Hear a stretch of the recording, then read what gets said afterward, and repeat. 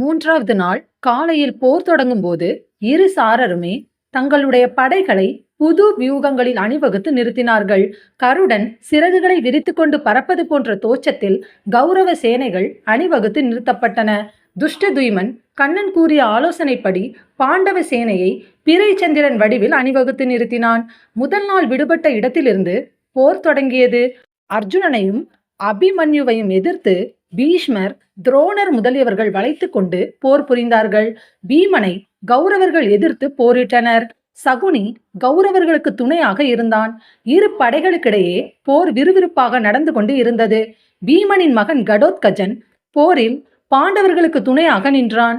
போரில் துரியோதனன் மேல் பாய்ந்த அம்புகள் கவசத்தை பிளந்து அவன் மார்பில் துளைத்தது. மார்பை பிளந்த அம்பின் வேகமும் வலியும் தாங்க முடியாமல் துரியோதனன் போர்க்களத்தில் மயக்கமடைந்து விழுந்தான்.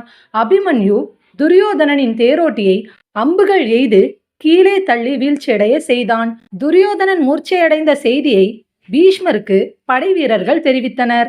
பீஷ்மர் உடனே துரியோதனனின் உடலை தனியாக தேரின் மேல் வைத்து போர்க்களத்தின் ஓரமாக கொண்டு வந்து சிகிச்சை அளித்து துரியோதனனுக்கு சுய நினைவை வரவழைத்தார். துரியோதனன் தெளிவு பெற்ற பின்பு அவனை பத்திரமாக வேறு இடத்திற்கு அனுப்பிவிட்டு பீஷ்மர் மட்டும் போர்க்களத்திற்கு சென்று மீண்டும் பீமனிடம் போரை தொடர்ந்தார். பீஷ்மர் கோபத்துடன் செய்த விற்போரில் அர்ஜுனன், பீமன் முதலியவர்கள் அவரை எதிர்த்து சமாளிக்க முடியாமல் திணறினார்கள். பீஷ்மரை எதிர்த்து போர் செய்வதை மறந்து அர்ஜுனன் பீஷ்மரை பார்த்து வியப்பில் ஆழ்ந்தான். அர்ஜுனனை கண்டு கிருஷ்ணர் கோபம் கொண்டார். உடனே அர்ஜுனனின் தேரிலிருந்து கீழே இறங்கிவிட்டார் கிருஷ்ணர்.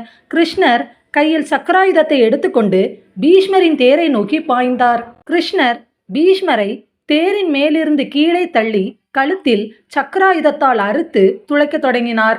அந்த சமயம் கிருஷ்ணர் கைகளை பிடித்து அர்ஜுனன் தடுத்து நிறுத்தினான். அனைத்தும் அறிந்த உங்களுக்கு இத்தகைய கோபம் எதற்கு என்று கேட்டான். பீஷ்மரும் கிருஷ்ணரை நோக்கி வணங்கினார். நீண்ட நேர வேண்டுகோளுக்கு பிறகு கிருஷ்ணர் பீஷ்மர் மேல் இரக்கம் வைத்து சக்கராயுதத்தை அவர் கழுத்திலிருந்து எடுத்தார். அர்ஜுனன் கிருஷ்ணரிடம், நீங்கள் தேரில் ஏறிக்கொள்ளுங்கள், என் கடமையை நான் செய்கிறேன், என்னை எதிர்ப்பவர்கள் இன்று மடிந்தார்கள் என்று கோபத்துடன் கூறினான். கிருஷ்ணரும் தேரில் ஏறி சென்று தேரை செலுத்தினார். அர்ஜுனன் தேரில் ஏறி நின்று கடுமையான போரை மேற்கொண்டான். அர்ஜுனன் மேற்கொண்ட போரில் எதிர்ப்படையினரில் பீஷ்மரை தவிர வேறு யாரும் உயிருடன் பிழைக்கவில்லை. துரியோதனனின் படையைச் சேர்ந்த யானைகள், குதிரைகள், தேர்கள், காலாட்படைகள் என அனைத்துமே அழிந்துவிட்டன. மாலை நேரம் நெருங்கிய பிறகு அர்ஜுனன் போரை நிறுத்திவிட்டான். 3ஆம் நாள் போர் முடிவுக்கு வந்தது. அடுத்து 4ஆம் நாள் கருட வியூகத்திலும் அர்த்த சந்திர வியூகத்திலுமாக படைகள் நிறுத்தப்பட்டு இரு படை வீரர்களும் 4ஆம் நாள் போரை தொடங்கினர். பீமனை எதிர்த்து யானை படையினர் தனியாக வளைத்து கொண்டு தாக்க முயன்றனர். ஆனால் பீமன் யானை படைகளையும் படை வீரர்களையும் தாக்கி அளித்தான். பீமனின் தாக்குதலை தாங்க முடியாமல் அனைவரும் பின்வாங்கி ஓடினர். ஆனால் துரியோதனன் பின்வாங்காமல் யானை படைகளுக்கு தலைமை தாங்கி முன்னுக்கு வந்தான்.